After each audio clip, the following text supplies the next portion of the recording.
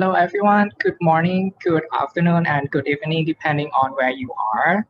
Welcome to the first ALTERSEA Conference, panel 5. This panel is Goods, Tools, and Transactions. My name is Latapon or Bom from C Junction. This conference is held in partnership with many institutions. For this panel, it is hosted by C Junction and co-hosted by ALTERSEA. We have Tui and Gabriel from ALTERSEA here as well. So just a little bit about C Junction. C Junction is a knowledge center and public venue focusing on every dimension of Southeast Asia.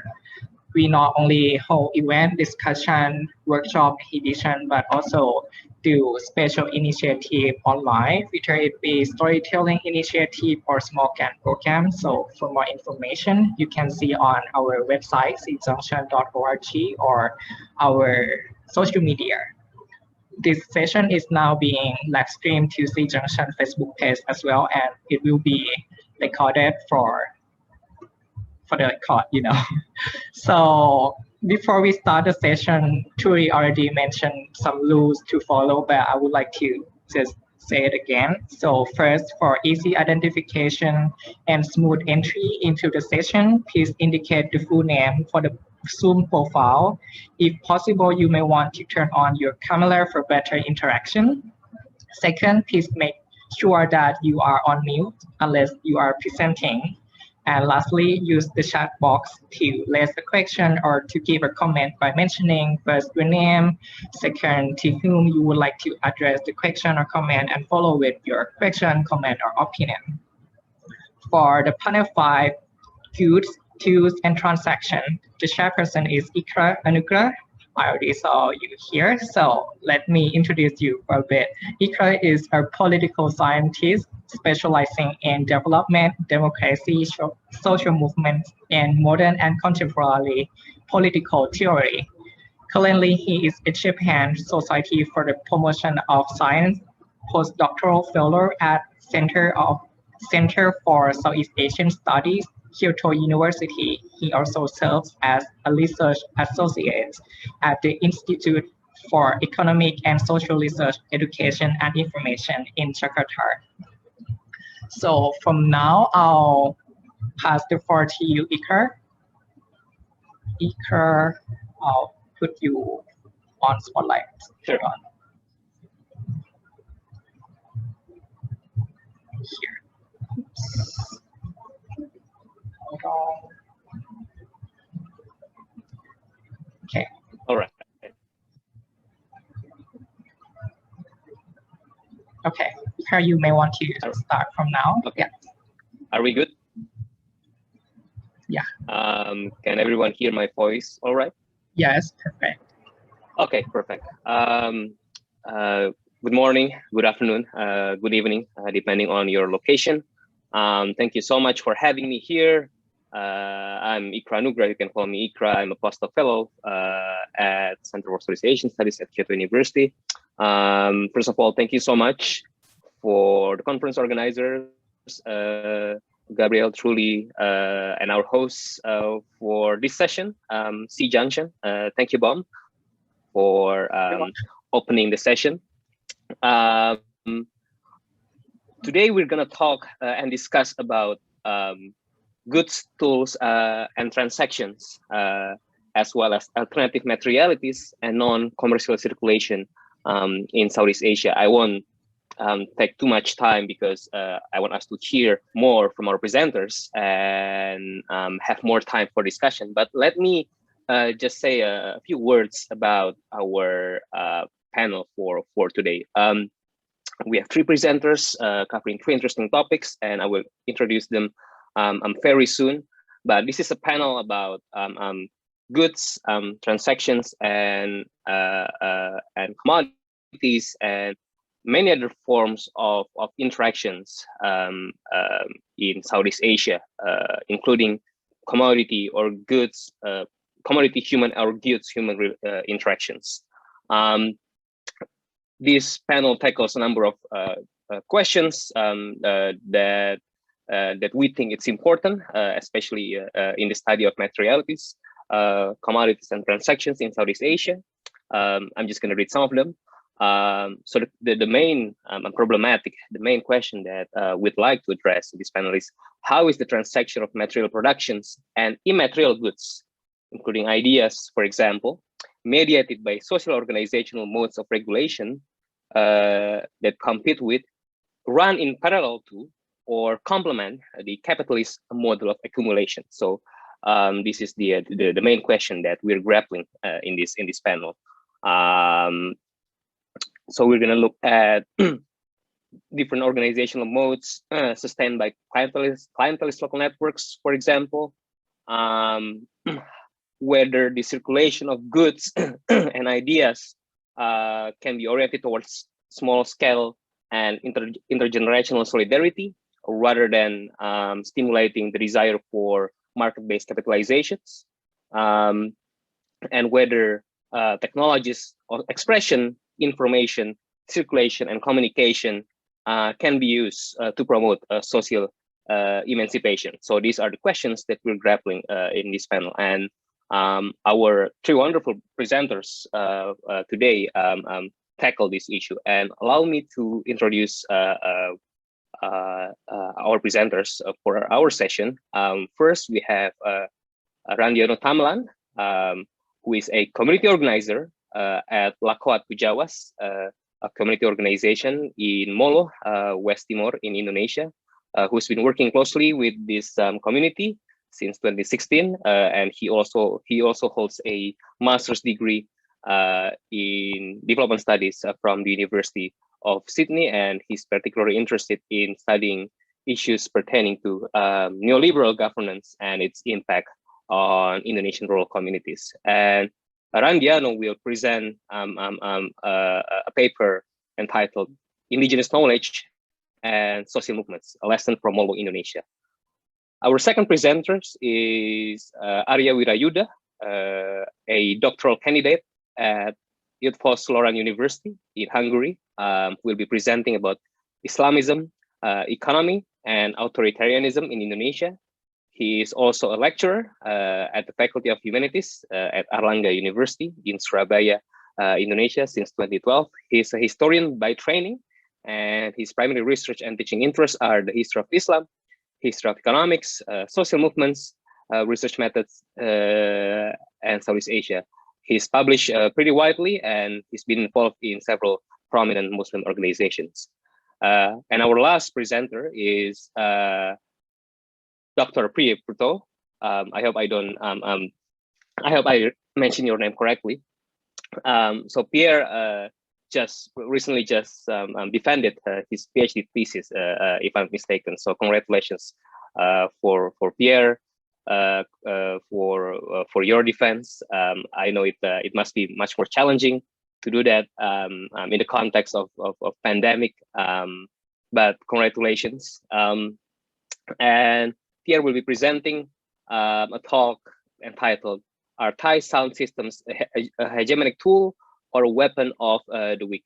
And he did his PhD at AHES and Nanterre, and his research focuses on sound systems in Thailand from an ethnomusicological and anthropological perspectives. And he's published several book chapters and other publications on this topic, including a forthcoming publication entitled "The Dual Fate of the Twin Horns: From United States Anti-Communist Weapon to the Pechabun Professional Band Sound System in Thailand." So these are very interesting presentations that we're gonna hear more in this session. Again, I would like to remind you about some housekeeping stuff. So what we're gonna do is we're gonna breeze through these three presentations. So we're gonna play the video presentations from each one of our presenters. I think I'm just gonna follow the order that that is listed on the program. So we will start with Randiano, and then Arya, and then Pierre. So that's the order of the presentations. And then afterwards, I will take the liberty as the moderator and discussant for this panel give some comments and maybe ask one or two questions for our presenters, and then we'll open the session to the floor, to the audience, and I hope we're a pretty small group here, so I hope we're gonna have a pretty vibrant discussion, and then please ask your questions in chat box. So please type your question in chat box, and only through chat box. I think that will make it easier for us to address the questions. Or but if the situation permits, or if the time permits, we can also ask you to ask the question directly if there is something that I think you need to clarify a bit more. And then after the presentation, after the commentary from me, we're gonna have a pretty free flow discussion, and then after that we're gonna wrap up the session. I think that's pretty clear, hopefully, and I think we can proceed with playing the videos of the presentations. Let me play it for you, Ikar, for the presentation.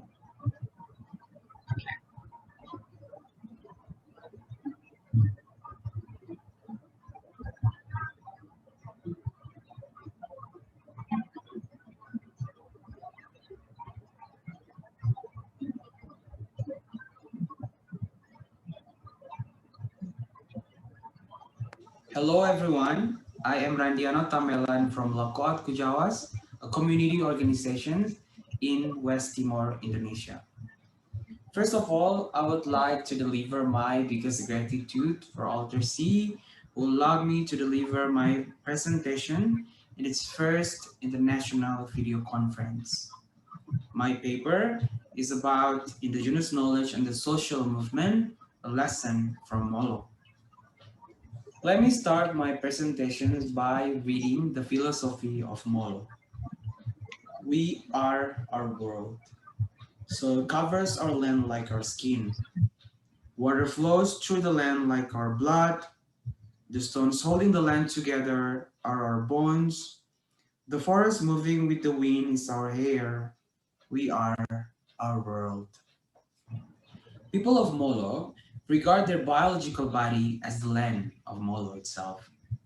They live in the highlands. They are located on the western part of Timor Island. The people of Molo are farmers, and most of them survive their life by distributing livelihood within their community. People of Molo get their food, medicine, young to waves, and build their house from the resources of the forest in Molo. People in Molo also practice the value of manekat, or mutual assistance, in order to help each other, such as building houses, harvesting, and other events in the village. The highlands of Molo is also rich in oil, gas, gold, and marbles. In 1995, the highlands of Molo were mined by the mining companies without the consent of the locals. The mining operation brought harmful impacts to the environment and traditional practice of the indigenous people. Experiencing those negative effects, people started to resist. In 1996, people started a movement to protest against a mining practice. What makes it special is because the initiator of the movement were the women of Molo. I've met several of them: Mama Lodia, Mama Delchi, Mama Nachi, Mama Aleta, and many more. They are mothers and young women turned activists. The women of Molo started their mission by influencing the local community using indigenous knowledge as the basis to gather their voice and action. However, Not all people in Molo wanted to agree with the idea of the social movement. There were also people who were attracted to the offers from the mining company to employ them. The need for cash, the offer of the company gave influence several people of Molo not to fight. After gaining sufficient support from the people of Molo, the women of Molo started the process of demanding their rights to the mining companies and the government. However, it wasn't easy. Along the way, the women protesters were experiencing human rights violation just because they raised their voice against the mining. They got beaten by the Preman, an Indonesian word that means thug or gangster. They were also slandered and being the target of the military. Mama Leta, for example, hid in the forest of Molo for months because her head was put in a price. Despite the oppression from the companies and lack of the attention, the support from the government, the people of Molo keep fighting for their freedom. The most significant movement was recorded 10 years after 1996. It was 2006 where people in Molo found their way to reject mining companies in a very authentic way. Around 500 women took actions by occupying the mining areas. They sat and waved sacred sarongs, woven fabric, traditional fabric, in silence. They took with them all the things they need to use the weaving and did it by blocking the excavators. They asked, they asked their husband to stay at home and do the household work while they're protesting on the field. They did not let the mining activities run, but kept weaving in a very peaceful way for a whole year, days and nights. This unique social movement grew public awarenesses, and the pressures on the mines mounted. Peaceful resistance was working. The whole year's movement was successful. In 2007, the government started to acknowledge the Molo's people's rejections toward the industry, and the companies gave up their activities. The mining was closing slowly, and it took almost 6 years until finally, in 2013, they left the mountains of Molo for good. The people of Molo started to celebrate the battle by creating a festival called Ningkam Haume every May to remember the land and the fight of the Molo to keep their land, to protect their land and their identity as well. They also reforest the ex-mining areas with avocados, oranges, and other fruits that have the profit value. They also established farming groups, waving groups, and livestock groups. In 2019, the number of the group was around 1,300 all over the highlands of Molo. With the group, they strengthened their position in Molo as the keeper of Molo to sustain the environment and their identity. Today, the women movement in Molo has succeeded in protecting their land, identity, and traditional life practice. But that doesn't guarantee that they are not under the threat anymore.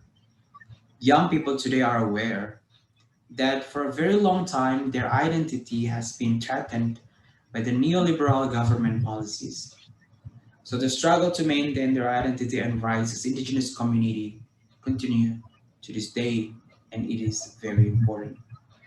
With the government's narratives which began to create a more cosmopolitan society, it actually threatens the lives of the people of Molo. People in the village began to slowly switch their lifestyle to become more modern individuals. People have begun to slowly abandon their traditional practices. They do not speak the local languages. They feel embarrassed of wearing their traditional attire. They see villages as an underdeveloped region without potential. They leave their village to work outside as labor. The people who stay in the village are also starting to abandon their traditional practice. They do not plant the local food, do not build do not build the traditional houses anymore, and live in a more modern lifestyle. One tangible example is that the local food. If we went to Molo people's houses 10 to 20 years ago, we would be served with bananas, sweet potatoes, popcorn, many more. Today, we are served with biscuits and instant noodles.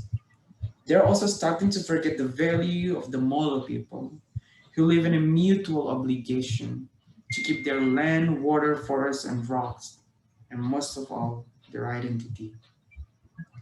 Today's youth in Molo see this as a threat to their indigenous community. In 2016, a local organization called Lakwat Kujawa started the initiative to fight the issues. The community works to increase self-confidence and self-esteem of children and youth in Molo through art and literacy workshops. The organization then continues to provide spaces for the younger generation to learn about their identity. For example, by learning about traditional fabric that contains the deep meaningful lessons about their identity and their relationship with the earth. The organization continues to fill the gap that was missing from the local practices. Moreover, the community continues the movement by not opposing the neoliberal ideas. They are able to engage in activities to preserve their indigenous knowledge and practice with the market. The community grows to make the youth understand about their identity and learn what they can produce out of their indigenous practice and indigenous knowledge. The result is what they offer to the market. To this extent, the youth created new form of resistance by assimilating the function of the market for the preservation and promotion of their indigenous knowledge and practices. The Molo people embrace the values of substantive authenticity in their social movement as an action to counter the dominant discourse that eliminates their identity and threaten their life in post-neoliberal reforms in Indonesia.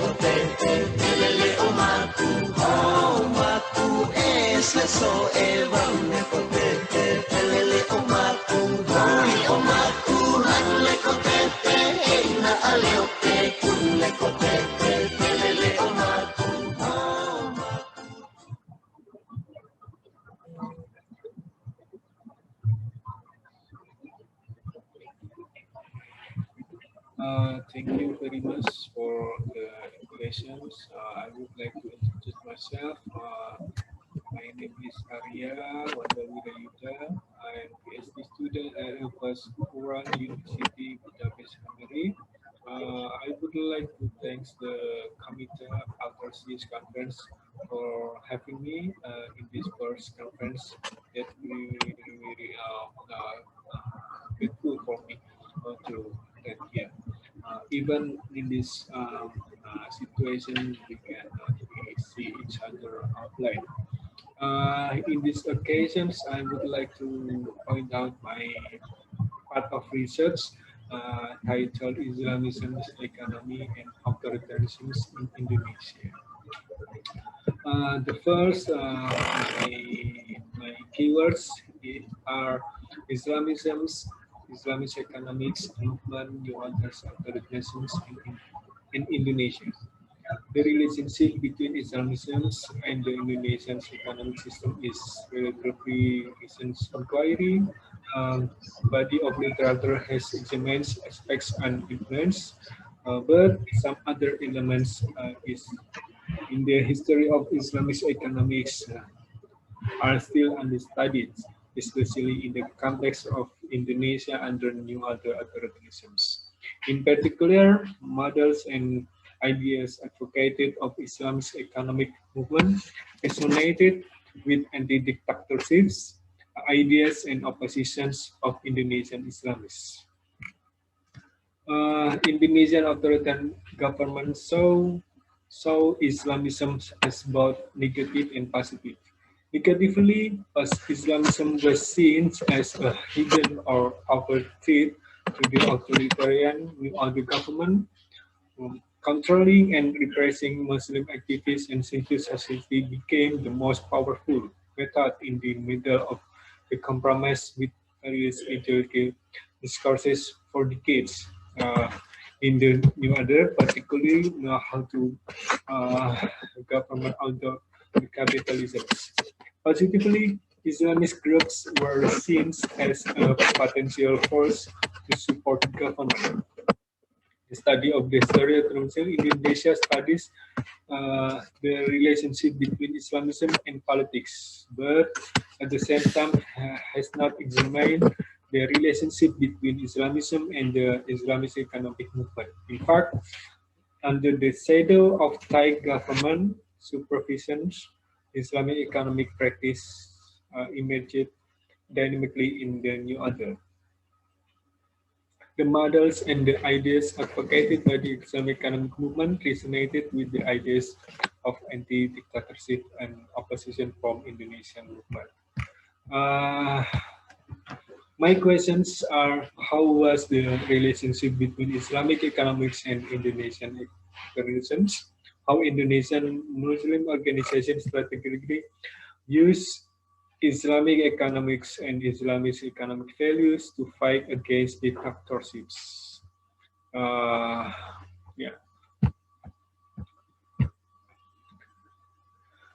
The Islamist concept, as far as I know, as we know, that Islamic economic is a business or activity carried based on Quran, Sunnah, and Islamic jurisprudence. But debatable issues regarding Islamic jurisprudency, especially how to the interpretations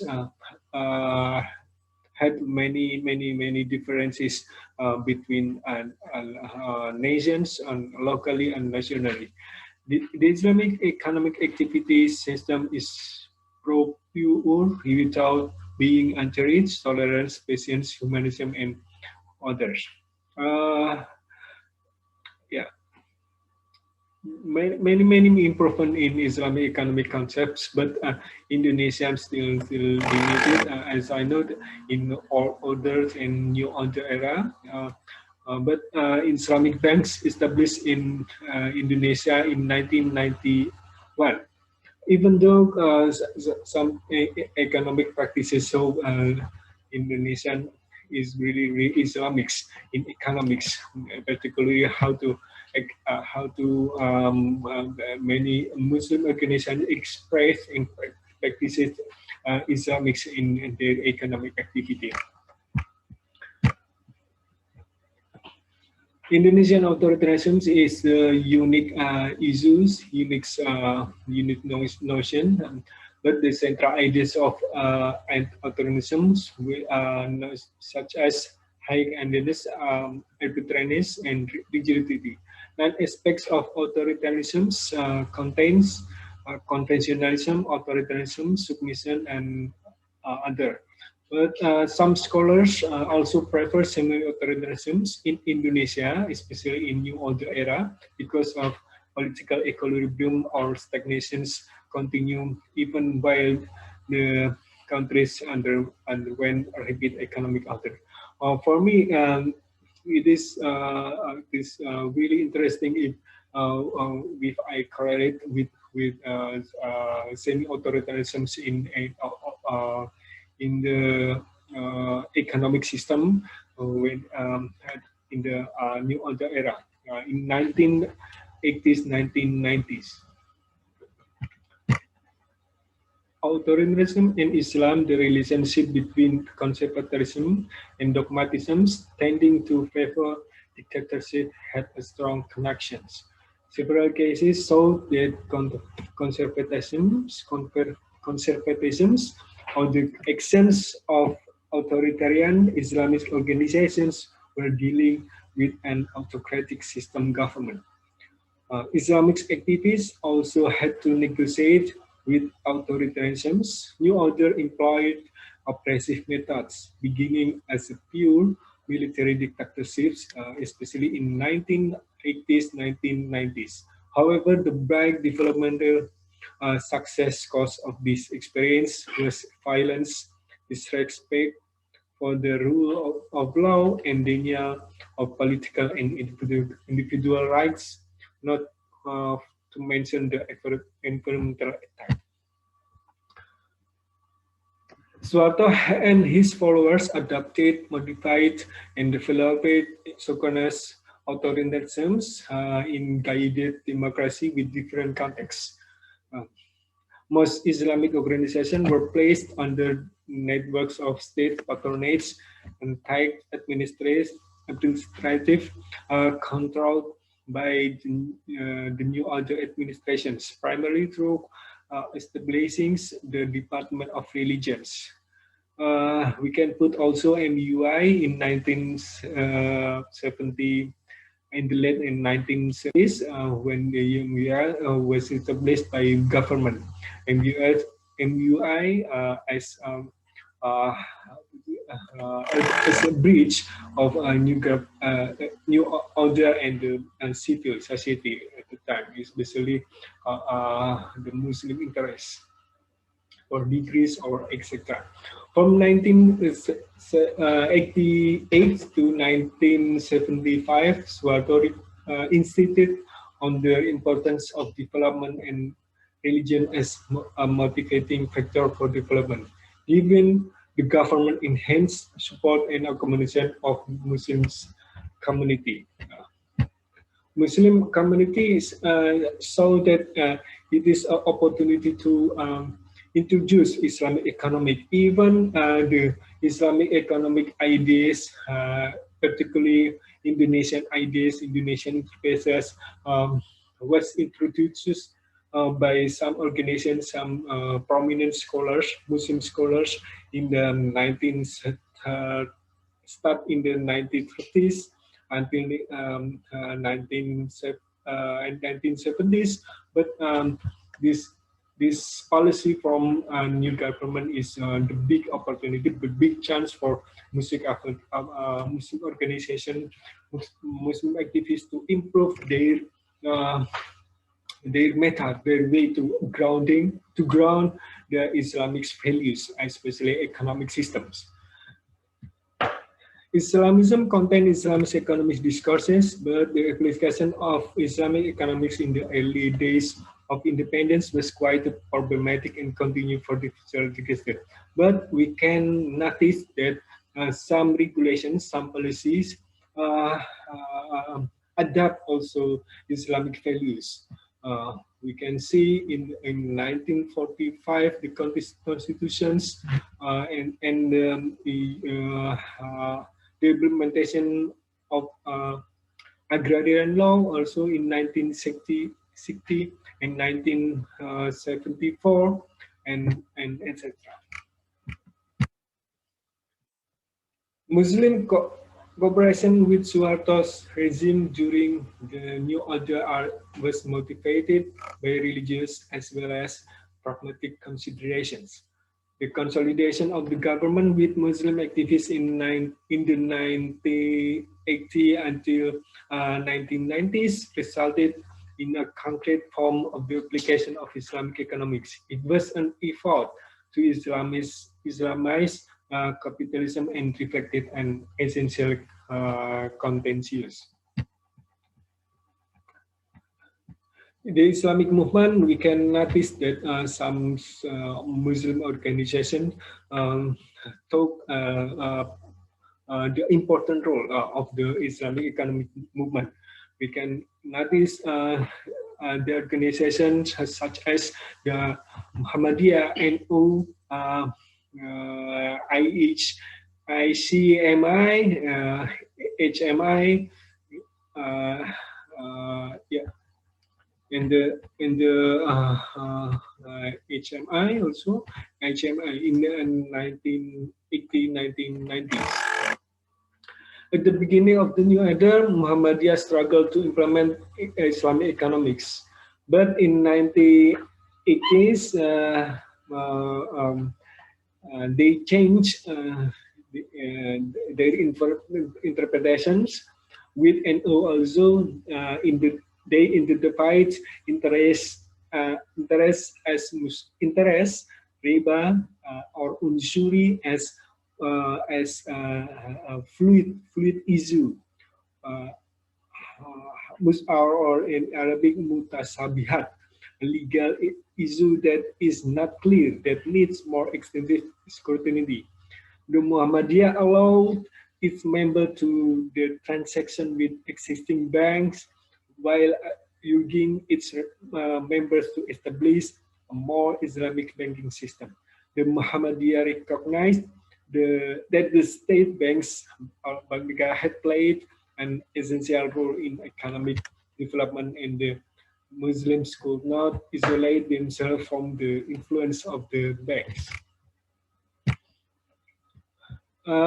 We can notice also how to pesantrens and the NGO that that has strong relationship with the pesantren of the NU, Nahdlatul Ulama. We can say that P3M, Perhimpunan dan Pengembangan Pesantren dan Masyarakat, in partnership in the 1980s, 1990s.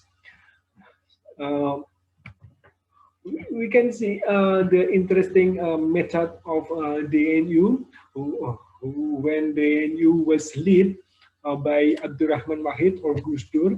Abdurrahman Wahid freed the Indonesian government to be more directly involved in working with pesantren as vehicles for rural development and economic growth. But at the same time, he encouraged New Zuma Bank and opposed the Islamic Bank. Islamic Bank. This is directly to mainly the BMI, Bank Muamalah Indonesia, that was founded in 1990. That was supported by MUI and ICMI. We can notice also the actor, the prominent actor, the important actor is this LP3ES. The LP3ES encouraged Pesantren to take an active part in rural social and economic development in the 1990s. Links in 5 provinces, West Java, Central Java, East Java, and another. ICMI sponsored the formation of an Islamic bank operated according to modernist interpretations of Islamic banking principles, including the prohibitions on charging interest or riba. The ICMI movement, they founded 1001 BMTs and Islamic rural banks in 1994. The government supported ICMI, which several figures in it networked with modern Islamic organizations such as HMI and Muhammadiyah. Certain individuals, such as graduates of the Islamic Students Associations, had emerged to participate in the economic sectors because of their education and training. The MUI frequently applauded Sukarno's development program's success, although with misgivings. It is the interesting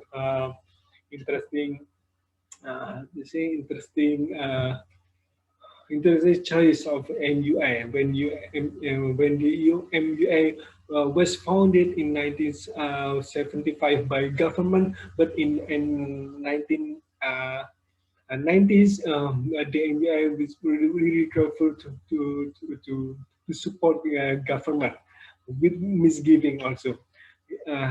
For instance, in 1993, the MUI founded an economic agency called Activating Agency for the Community's Economics, Badan Penggerak Umat, or BPEU, even though proposition of private businessmen and Suharto's older brother was named chair. We can see the competition between ICMI also with NU regarding Islamic issue at the time in 1990s when Abdurrahman Wahid criticized the Islamic Bank is not really Islamic because many debatable issues regarding riba and interest, usury, and another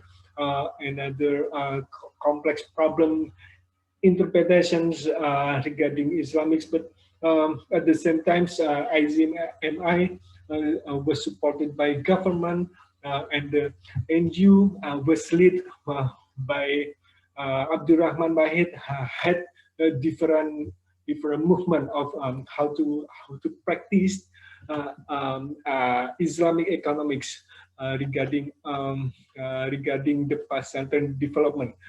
Was supported by PTM and LP3ES in the 1980s and 1990s.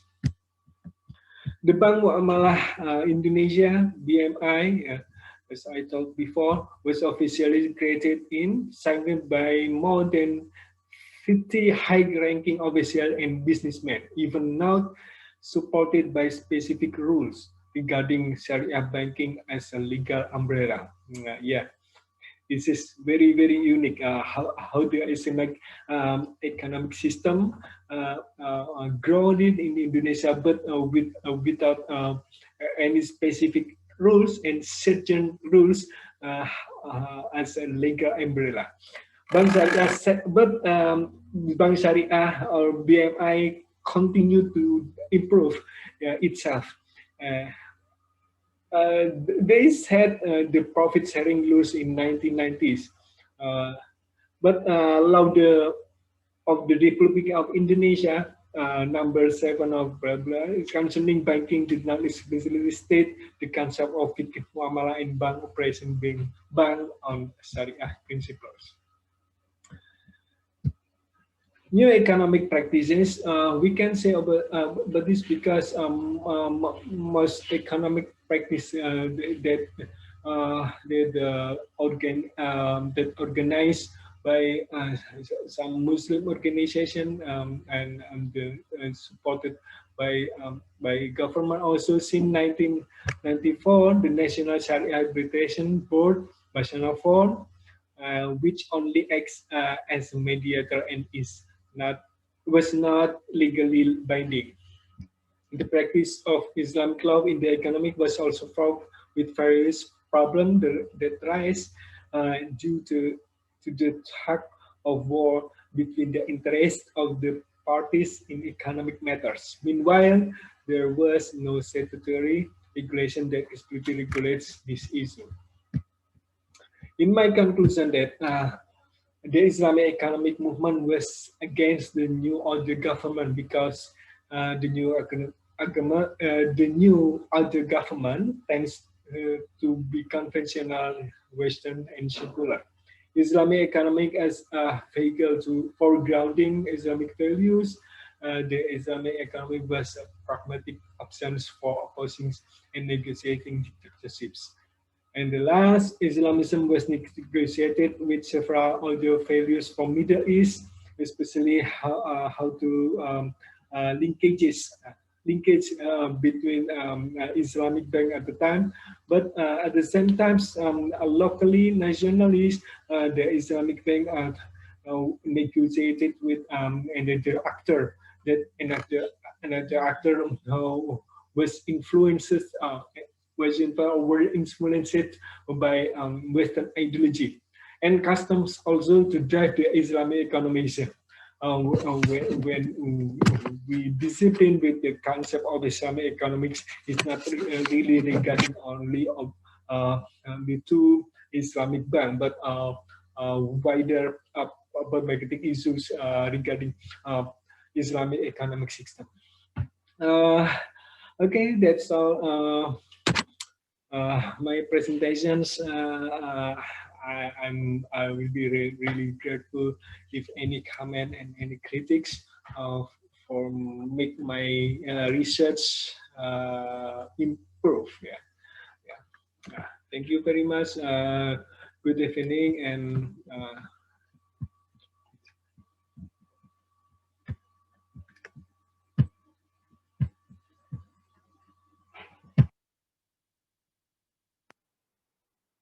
Before beginning this presentation, to thanks all the ALTERSEA Conference organizers, the reviewers, and the discussant today. For the last 5 years, I have researched the uses of a specific object, the sound system, in Thailand, and more specifically in the Thai countryside in Phetchabun, at the junction and margins of the regions of the center, north, and northeast of Thailand.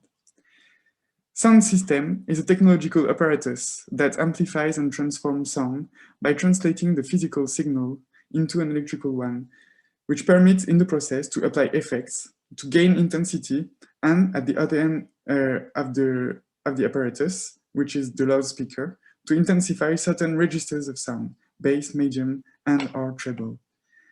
And by multiplying the emission sources, the sound system gives access to ubiquity. There's a full range of possibilities in terms of sound and acoustics that is permitted by the sound systems, and these possibilities are almost infinite. One of the possibilities of the sound system is to be modular, to permit accumulation of machines. These possibilities, all of these, are heavily invested in Thailand during ritual, inebriated processions, but also a use of sound system as a medium for national propaganda, as well as at the local broadcasting of Buddhist doctrines from the temple compounds. What interests me more specifically in this communication is to address the potential of sound system in terms of political program, seen through its successive uses and maybe its intrinsic properties. Is sound system a conservative agent or a progressive disruptive medium?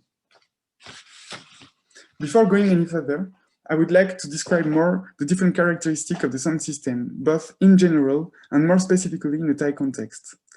I consider the sound system to be a dispositive. I shall not take the term in a Foucauldian perspective here, but in its most basic meaning of channeling and managing human behavior and emotion in a certain specific context. The sound system dispositive is characterized by its intensity of sound deployment, of decibels, but also, as I've said, of effects and intensity of experience too, which is proportionate to the intensity of sound. Facing a sound system, human senses are assaulted. There is a kind of violence with the body, even if what is broadcasted is a love song. The proportionality can lead to inebriation, to dance, and to intense and contextual modes of being.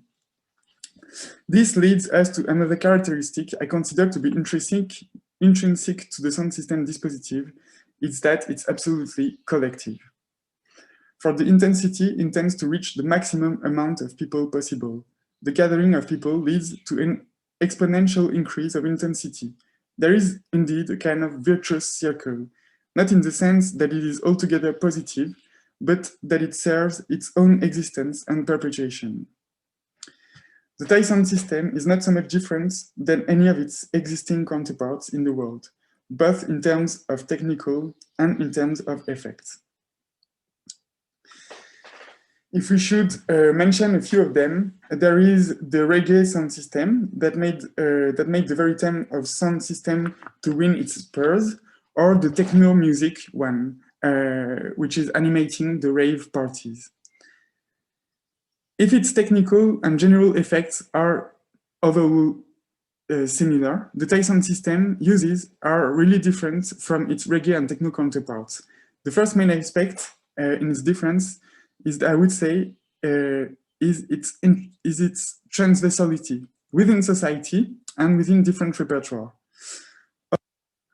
Of course, it can be used for music. For example, for the phenomenon of the processional trucks, or rot air in Thai, which I have studied during my fieldwork. These are trucks mounted especially for procession, mostly ordination, monks' ordination, loaded on its four sides with loudspeakers and with a band playing on the platform at the top of the truck. These trucks are indeed extremely loud and lead to a systematic inebriation dance for the crowd gathered for the ritual and for the procession. It is used also, sound systems are also used for religious repertoires by monks, most notably, as it is with the phenomenon also recent of electrified song preaching in Thai, Thet Le Payu, during which monks broadcast their performances of the story of the Buddha's last life, whose name is Pra Vesantara. This use of sound system by monks occasion a heavy use of distortion, a heavy use of reverberation, and a panel of emotion dense, just as if the density of merit was reverberating in sound as it is echoing in the successions of lies. These examples shed light on another aspect of the sound system apparatus. It is a medium of information. As such, it can vehiculate not only music, but also sung religious repertoires, as well as information in all its forms, including discourses, theater, for example. That means that ideas can also be present and audibles. In sets, these ideas, I mean here ideologies, can also be vehiculated.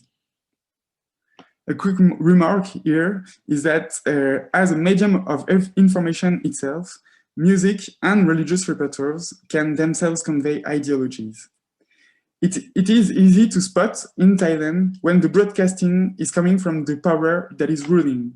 During my fieldwork, and it's still the case, the power ruling is the conservative, pro-royalist, anti-democratic military junta. But what about, for example, the local ritual sound systems? Does it stand for power or for counterpower? It is sometimes hard to say. There are some clues, but even resistant, latent layers often implies allegiance to some inescapable national symbols, the king, as the king, or as the national flags. And otherwise, it would be impossible to broadcast loud. In history, in the world history, Nazis have been the first to heavily invest the loudspeakers to broadcast Hitler's voice in the cities and in the countries, as Cornelia Epping-Jäger has been analyzing it, and as soon as 1933. Still, in terms of politics, the Nazis have been followed by the US, most notably, and it is linked with Thailand during the Vietnam War. As US introduced the latest audio technology in Thailand during the 60s, as it was used in anti-communist propaganda to counter its enemy during the psychological war. Since then, sound systems have been used for marginal music and counterculture, such as reggae and techno in the world.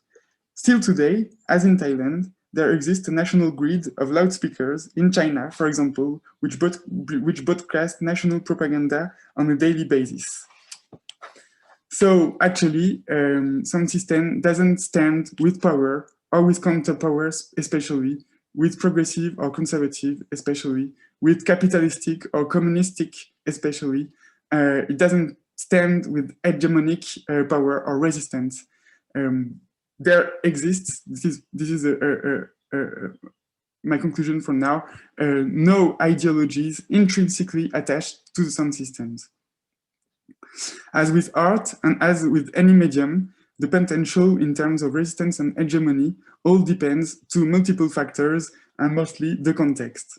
For example, when Walter Benjamin wrote about the technical reproduction of images, he concluded that the fascist aestheticization of politics was to be necessarily answered by the leftists to politicize aesthetics. He was responding to a precise context, the one of Europe in the 30s. That means that every different medium must come to scrutiny and help raise questions about the disruptive or hegemonic potential of it in any given situation. As it should be of any medium, we then have to bring an answer to the question in the context of contemporary Thailand. Are the sound systems an hegemonic tool or a weapon of the weak? Considering the heavily overall censorship in Thailand, any cleared and loud opposition is condemned to silence. In Thailand, the loudness and the loudspeaker are heavily invested by the state. There is little room left for opposition through sound systems, as sound systems are loud, collective, and most importantly, public. It then seems that the only possibility is that counterpower tends to equal power so that they can use sound systems. Nevertheless, there exists the possibility, according to what I would call an amicable media theory, peculiar to my fieldwork, if not Thailand. For sound systems, and I think any medium, to transcend ideology. What I mean here by transcending is that it sometimes go beyond ideology, and the interest lies in the sheer quality of the medium and of its content. And non-abstain then, who is emitting?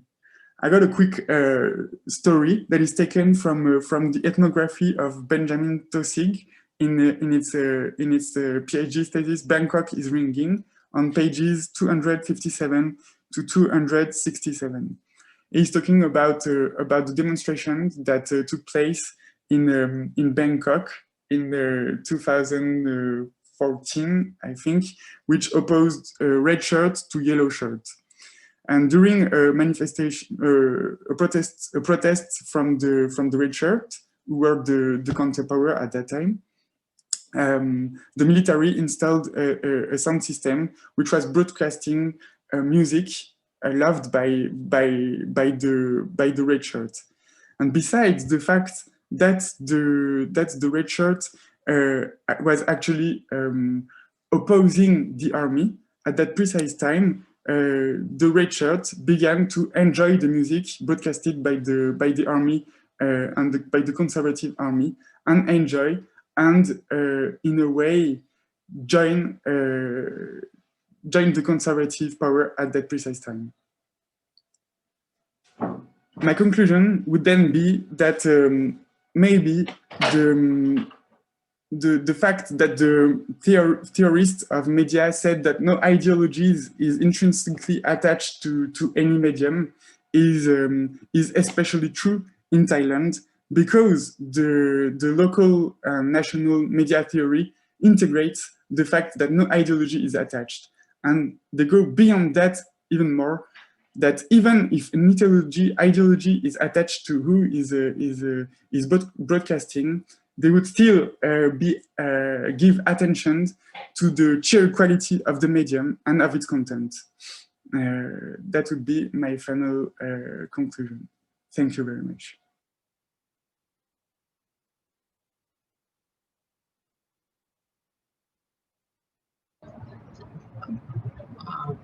Iker, do you want to make any comment and so on? Sure. First of all, thank you so much for our three presenters, Randiano, Arya, and Pierre, for their wonderful presentations, fascinating talks.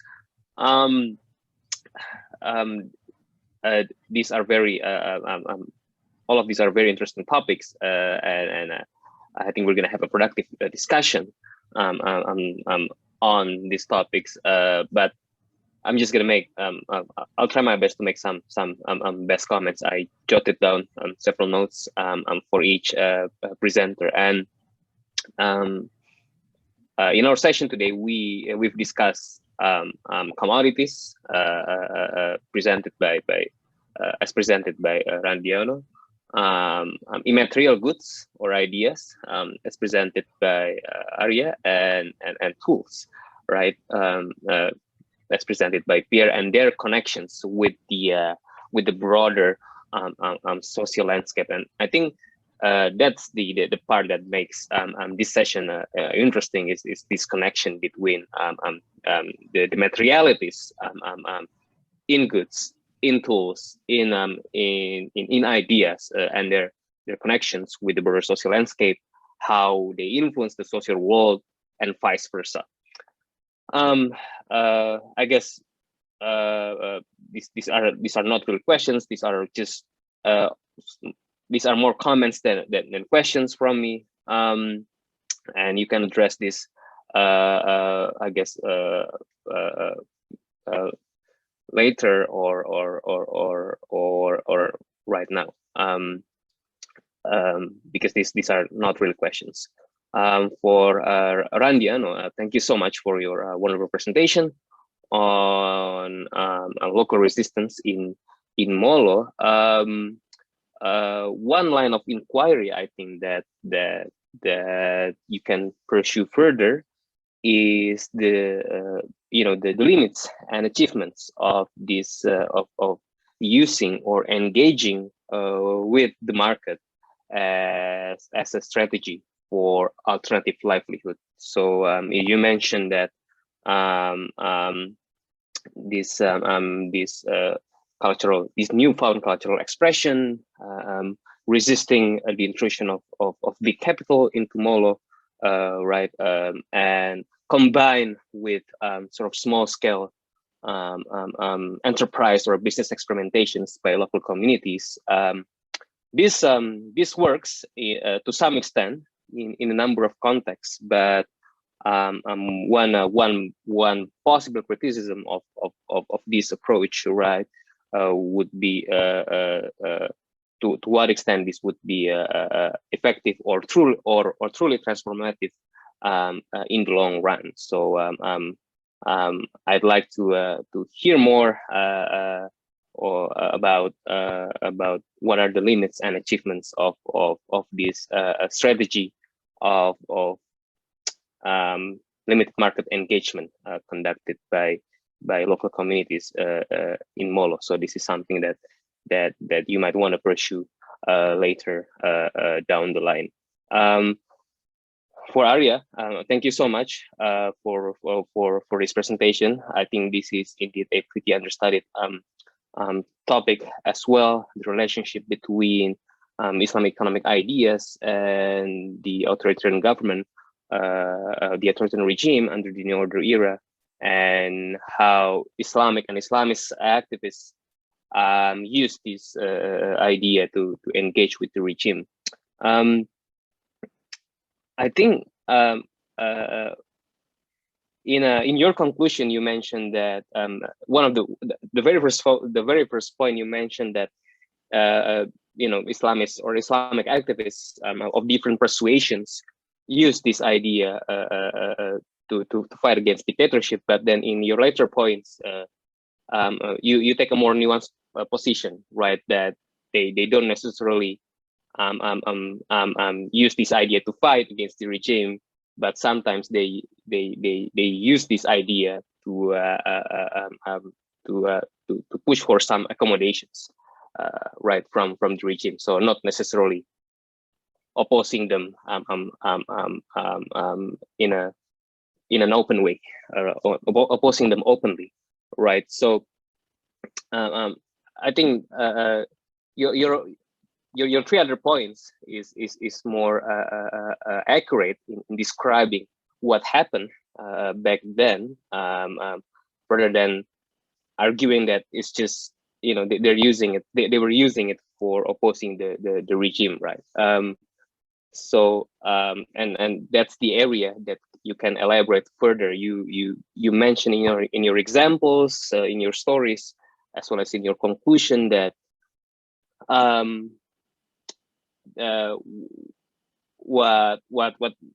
what you call as Islamic economics, right? This idea in Indonesian context, it evolved over time, right? And it was influenced by different ideas, and it was advocated by different actors, right?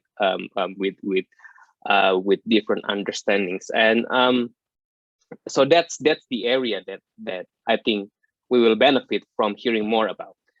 So that's the area that I want to know more about. The tensions between the proponents of these Islamic economic ideas and the evolution of these ideas, and how they use these ideas to not only to promote their projects or programs, but also as a political vehicle for their interests, for example. So this I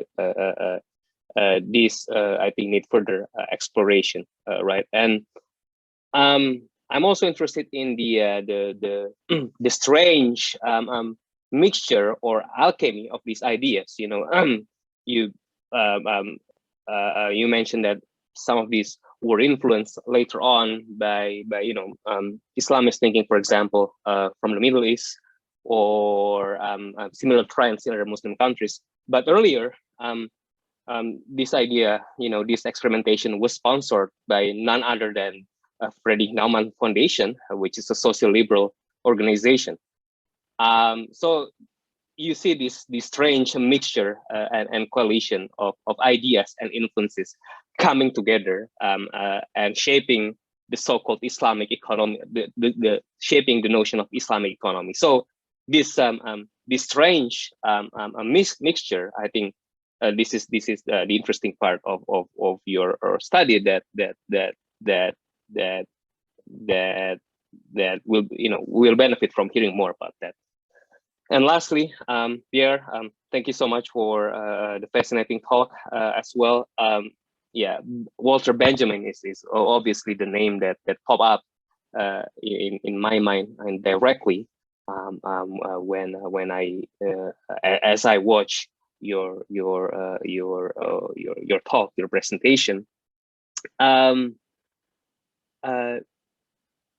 curious about one thing. So maybe the one area that you can explore further is the relationship between these sound systems and the music, the sounds that they create with the body, right? You meant, it seems to me that the effects of these sound systems are mediated not only by the existing sociocultural landscape and political discourses, but also by the body, by the attendance of these events, who act who act after hearing the sound, right? They will pray in religious settings. They will dance in in party settings, and they will they use it as well in protests and rallies as a way to boost their spirit to march more aggressively and militantly, for example. So this relationship between sound systems and the body, that seems to me to be a pretty interesting topic or line of inquiry that I'd like to hear more about.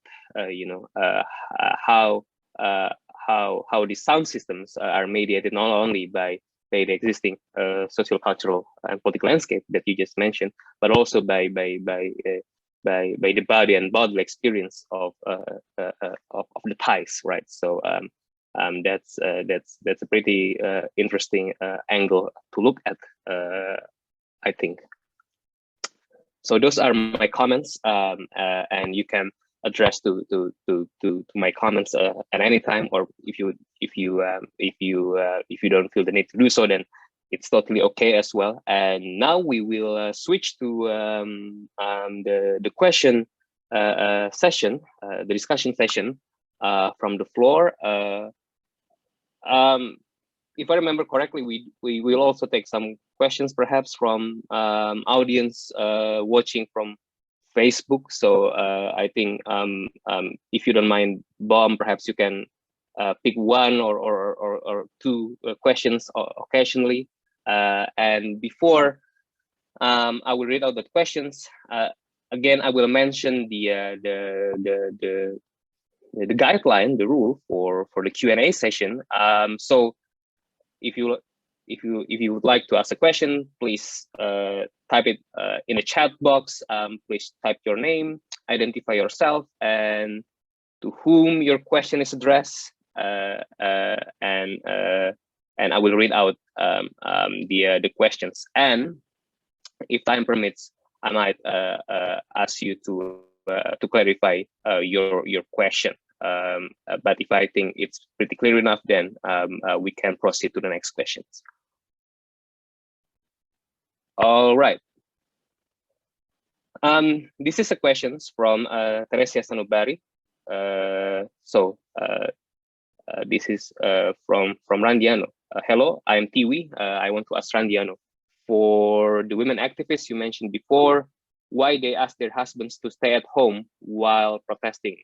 What is the challenge for Lakwat Kujawas to bring back the Molo identities? So it's two questions basically.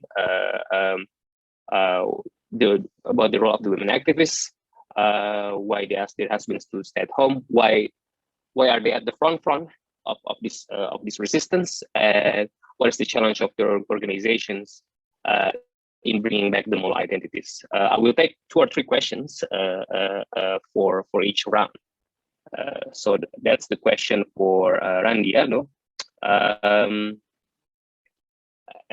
Anybody else wants to jump in or ask questions? I will wait for a bit.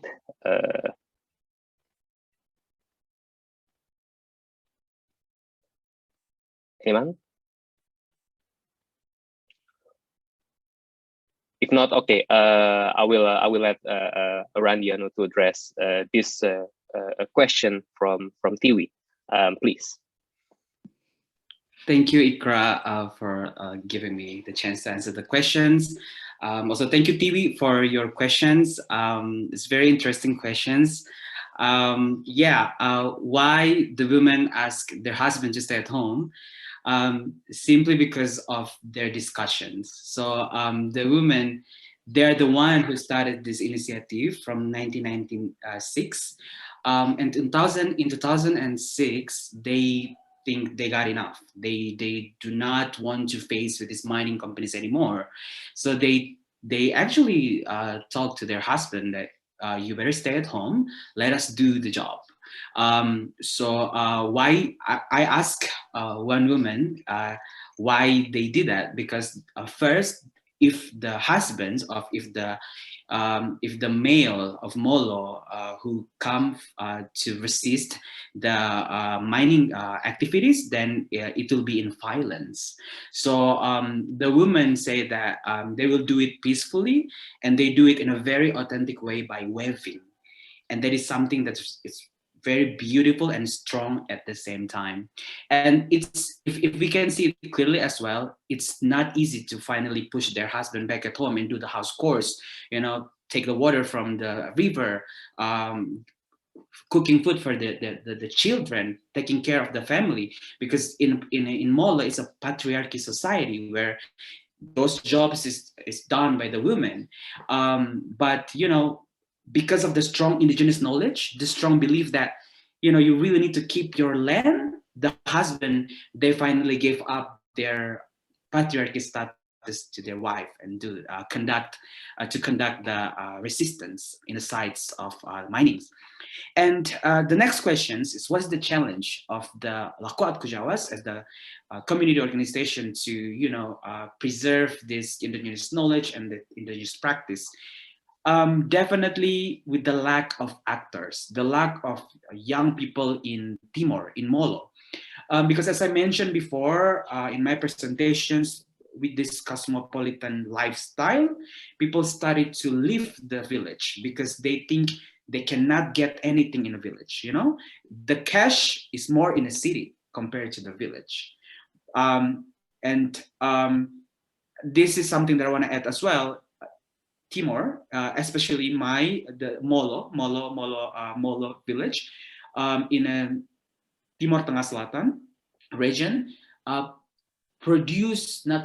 it gives the highest number of human trafficking every year in Indonesia. Because of these young people, they started to work outside in other country, for example, Malaysia, Singapore, or in Indonesia, in palm trees company, oil, and those big companies are there, and it's illegal, and they came back dead bodies. But because the need to get a cash, so this is the trend in the village. So it's very difficult to get more young people to participate.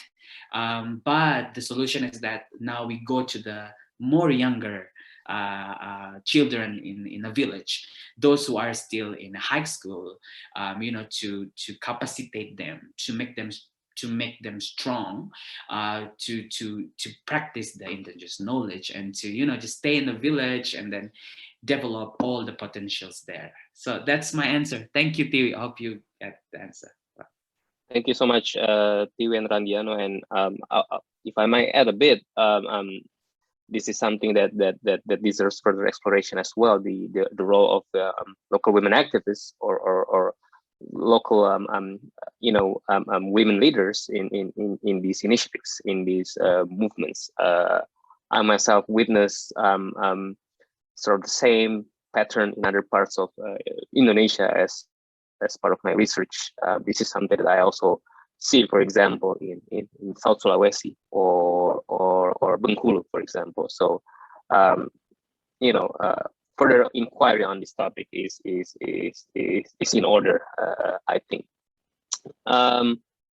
There's also one other question for Randiano. This is from Truly. So the question is, how the local food movement by Lakoat Kujawas fixes or impacts the food system, not only locally but also nationally? What are the impacts so far of this local food justice initiative. Thank you, Katruli, for the question.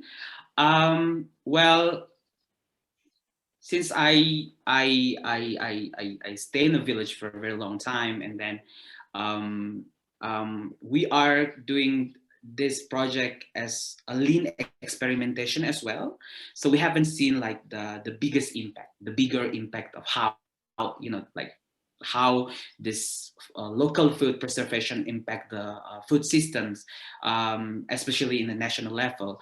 But through social media, we receive a lot of good response from so many people that adore how this local food how we start to learn and produce more local food, and how it affects the life of the people in the village. So I'm gonna tell you from the impact that it creates in the village. So far, the people in the village started to aware and remember, 30 years ago, I eat this on my dining table. Now I don't eat this anymore. And then by realizing that, they realize that there's a gap. There's a gap why they don't have this food anymore. And then this whole time, if you go to the village, to the people in the village, they will give you instant noodles, or they will give you biscuits from the kiosk, but they will not give you the local food that their grandparents usually cook for the visitors. So now they just start to realize that it's important, and they start to collect the seeds, and they start to plant in their garden. And this is a very big improvement that we can see from the village. But it's still very slow still, because it's their experiment. They're still experimenting with that, but it's going towards a very beneficial results. We are aware about this. Lakot Kujawas is very aware about this.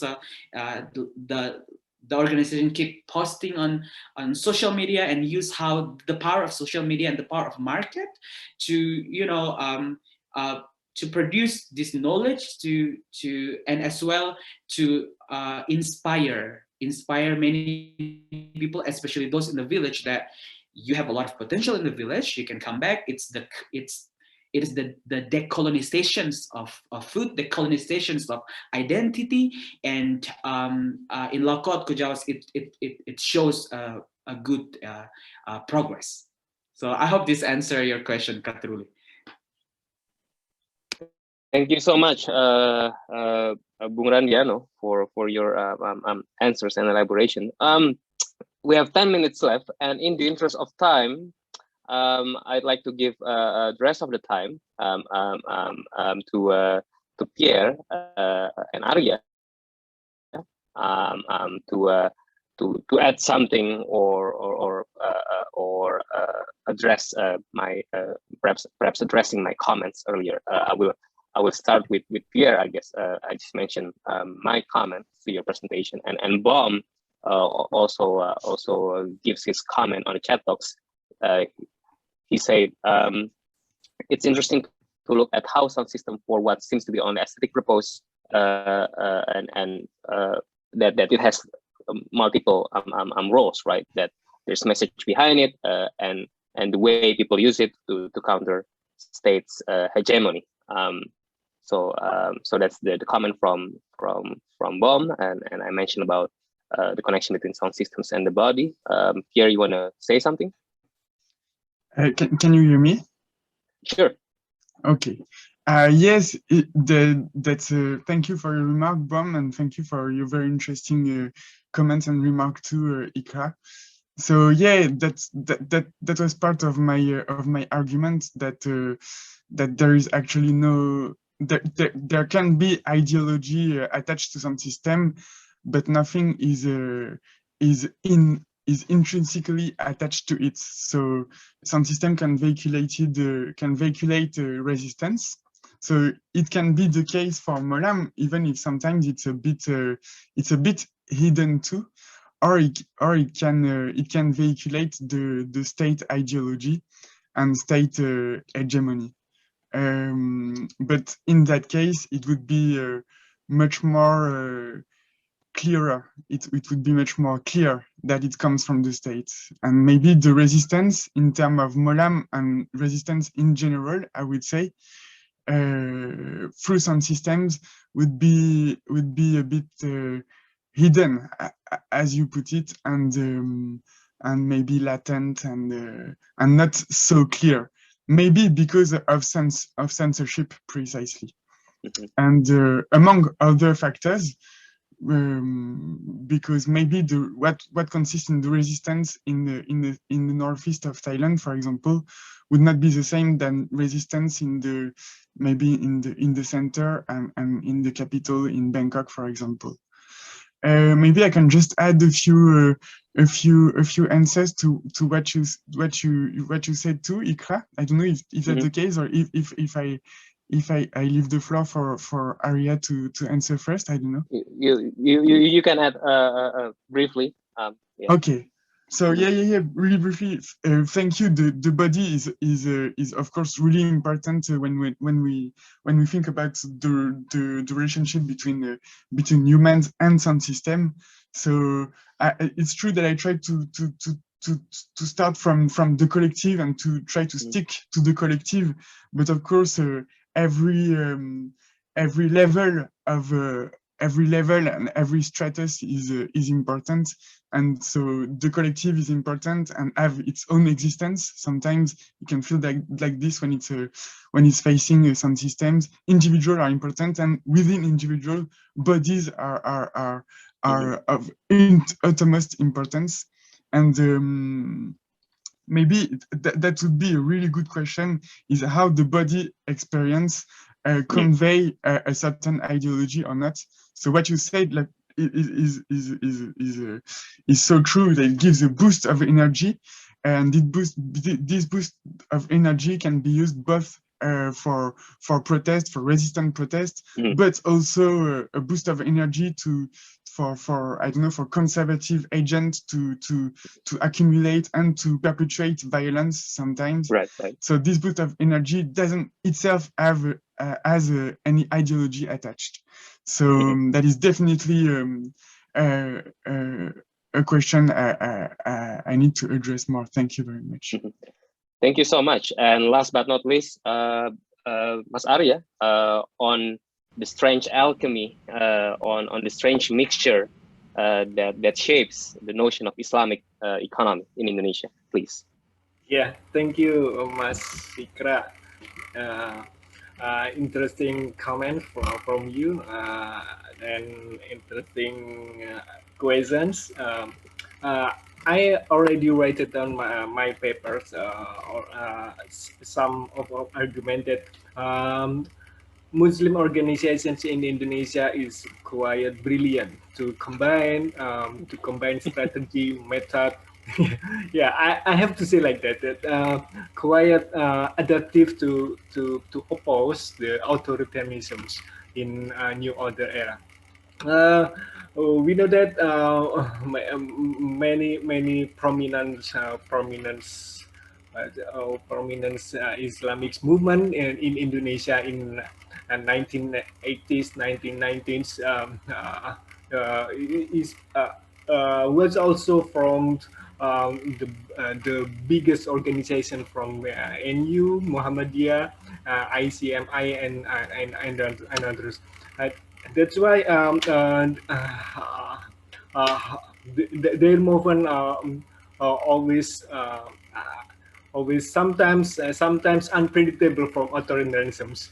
You know that the New Order was supported by Muslims also, but at the time the Muslims took a rule that it's not only that New Order must be followed.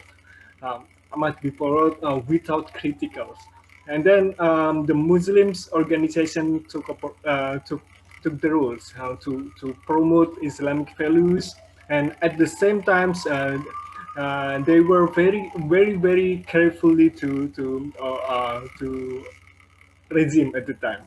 So, when you ask how do Muslim organization at the same times and they oppose at the same time they oppose and open to authoritarianism is no new order. Um, uh, they really understood that authoritarianism support capitalism, but the regime is not really understand Islamic values. So that's why the Muslim organizations take the opportunity to make or to Islamize capitalisms, to Islamize neoliberalisms. They open to NGO from another country to make socially empower social in rural area, supported by NU and Abdul Rahman Wahid Gus Dur at the time, and LP3ES also. Then at the same time the another Muslim organization such as ICMI all close to regimes for support Islamic values, grounded more and more deeply than before. Yeah. Yes. Mixed Islamic ideas between Middle East, and then as we know that so many studies describes about this, um, uh, quiet genius Muslim Indonesia, I have to say like that, because not only copy interpretation from Middle East, not only copy how to say the ideology normatively from Western, and then they try to cooperate and collaborations to contextual from Indonesian development at the time regarding Islamic economies. Yeah, that is my comment, Mas Ikra. But it really fascinating from you that I have to say thanks. I will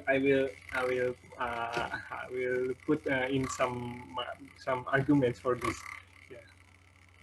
Thank you. Thank you so much, Mas Arya, for your answer. And then again, if we look at the deep history of Southeast Asia, this is not surprising, given that Southeast Asians are historically have been pretty adaptive in modifying foreign influences, right? There is another question from Batruli for Mas Arya on whether Islamist groups forge alliances during the New Order period, but I think the two of you can have this conversation further after the end of our session. In the interest of time, unfortunately, I have to close this session for today. It has been a pretty productive and engaging discussion covering themes pertaining to materialities, goods, ideas, commodities, and interactions, transactions, and networks in Southeast Asia. I hope this won't be our last discussion, and I hope you will join other sessions in this conference today and tomorrow. Again, thank you so much for our three presenters for their wonderful presentation and fascinating talks, for our organizers and our hosts, C Junction and Boom, and our participants for your enlightening questions and lively participation. Again, thank you so much. And with that, I will hand over the session to Bob. Thank you, Bob. Thank you so much, Ika, for being the chairperson today. And thanks again to all presenters. We have Ladiano, Alia, and Pierre. Once again, as for the schedule of the conference, for today, we will have the panel 4B happening in the next 30 minutes. The topic 4B, the topic is political participation in ASEAN, and follow with panel 7, COVID-19 imaginations.